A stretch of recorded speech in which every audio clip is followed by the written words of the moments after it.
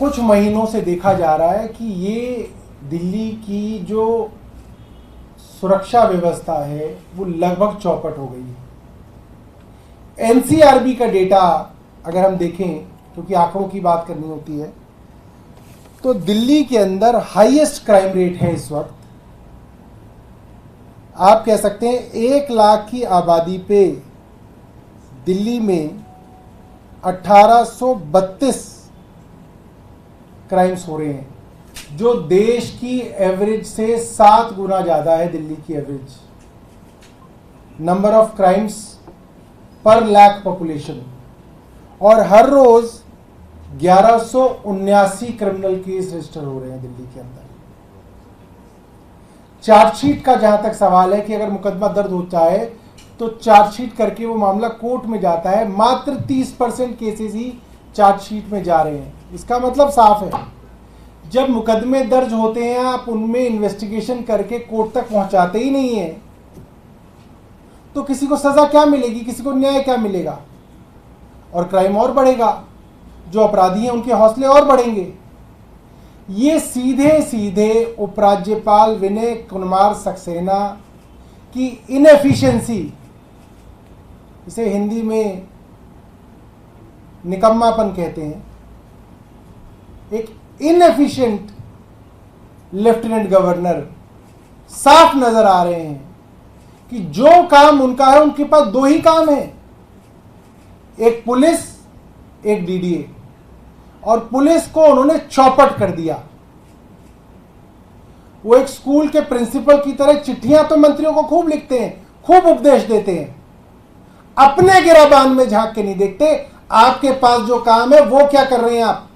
हमारे यहां तो जो डिपार्टमेंट थे उनमें सारे अफसरों के ऊपर आपने कंट्रोल ले लिया, आप चुनी हुई सरकार को काम नहीं करने देते। आपके पास तो सारे अफसर है, सारा महकमा है, आप क्या कर रहे हैं पुलिस में? आप पूरी तरह से फेल हो गए। 2014 में जब ये केंद्र सरकार बनी थी तो दिल्ली पुलिस के अंदर करीब 5,500 रिक्तियां थी, और ये रिक्तियां बढ़ के अब करीब 13,000 हो गई हैं। तो लोग ही नहीं है, पुलिस ही नहीं है, पुलिस के महकमे में लोग ही नहीं है, क्राइम कैसे कंट्रोल होगा? क्या किया एलजी साहब ने इतने दिनों में, हमें तो कुछ नहीं मालूम। ऊपर से केंद्र सरकार ने पिछले साल पुलिस का बजट 4.5% घटा दिया है, और पिछले 3 सालों से दिल्ली के अंदर क्राइम जो है हाईएस्ट चल रहा है। क्राइम अगेंस्ट विमेन, मैंने आपको बताया, Delhi reported 14,466 victims of crime against women in India. और क्राइम अगेंस्ट विमेन इतना बड़ा होने के बावजूद एलजी साहब ने 2 काम किए जिससे उन्होंने हालत बद से बदतर कर दी। क्या की? सबसे पहले तो उन्होंने 8,000 के करीब बस मार्शल्स को निकाल दिया। जो महिलाओं के साथ छेड़छाड़ डीटीसी बसेस में होती थी, अक्सर बदतमीजी होती थी, उसके लिए दिल्ली सरकार ने बस मार्शल लगाए थे, जिनको बेबुनियाद तरीके से उनको बेरोजगार कर दिया। आज दिल्ली के 8,000 घर नहीं चल पा रहे, ऊपर से दिल्ली के अंदर महिलाओं को असुरक्षित कर दिया। दूसरा क्या काम किया? विमेंस कमीशन जो इतना अच्छा काम कर रही थी, 181 नाम की, 181 नाम की हेल्पलाइन चला रही थी, उसको पैरालाइज करने के लिए और दिल्ली कमीशन ऑफ वुमेन के काम को ठप करने के लिए करीब 223 लोगों को वहां से निकाल दिया गया। साफ है, एलजी साहब को जो अपना काम करना है, पुलिस को देखना है, वो तो कर नहीं पा रहे हैं। क्राइम बढ़ता जा रहा है, दूसरों के ऊपर उंगलियां उठा रहे हैं।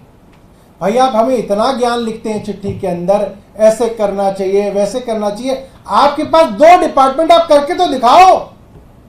आप खुद तो कुछ करो, फिर दिखाओ तो लोगों को कि भाई देखो मैंने ये दिल्ली की पुलिस सुधार दी। बड़ी बड़ी बातें करते हैं जी साहब भ्रष्टाचार के विषय में, पूछ लीजिए, सर्वे कर लीजिए। 2 साल में दिल्ली पुलिस का भ्रष्टाचार बढ़ा है। जहां रिक्शा वाले से 300 रुपए लेता था पुलिस वाला, अब 500 रुपए ले रहा है। पता कर लो दिल्ली के अंदर। एक्सटॉर्शन बढ़ी है, करप्शन बढ़ी है, क्राइम बढ़ा है, रिक्स्थान बढ़े हैं। क्यों? क्योंकि एलजी साहब का ध्यान ही नहीं है इन कामों पे। एलजी साहब बस चुनी हुई सरकार के काम रोकने के अंदर लगे हुए हैं। अपना काम कीजिए एलजी साहब, हमारा उनको निवेदन है कि कृपया करके अपना काम करिए और फिर दिखाइए दिल्ली वालों को कि भाई मैं अच्छा काम कर रहा हूं, देखिए मैंने क्राइम में, लॉ एंड ऑर्डर में क्या काम किया।